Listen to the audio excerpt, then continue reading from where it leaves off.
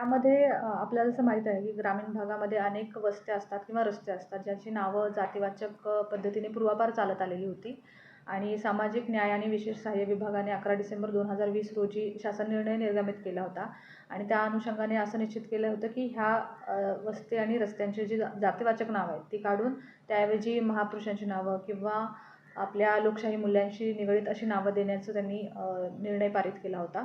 परंतु त्याची कार्यपद्धती ही 28 एप्रिल 2021च्या ग्रामविकास विभागाच्या निर्णयाने निश्चित झाली होती की जेणेकरून ग्रामीण भागातली वस्त्यांची आणि रस्त्यांची नावे कशी बदलता येतील.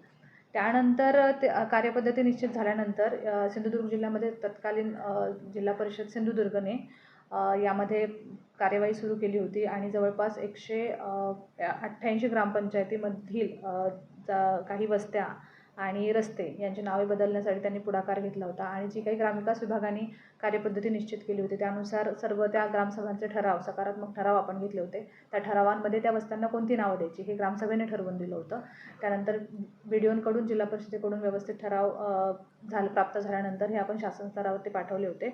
परंतु त्याचा इफेक्ट झाला नव्हता. मात्र आत्ताच 9 ऑक्टोबर 2025 ग्रामविकास विभागाने पुन्हा एक शासन निर्णय निर्गमित केला आणि ही वस्त्या आणि रस्त्यांची नावे बदलण्याचे अधिकार त्याच्या मंजुरीचे अधिकार जिल्हाधिकारी यांना प्रदान केले.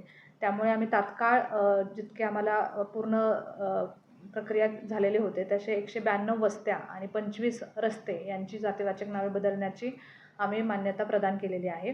त्याचप्रमाणे सर्वात पहिल्यांदा अंमलबजावणी करणारा जिल्हा हा सिंधुदुर्ग ठरलेला आहे. याचा मला नक्कीच आनंद आहे. नगरपंचायत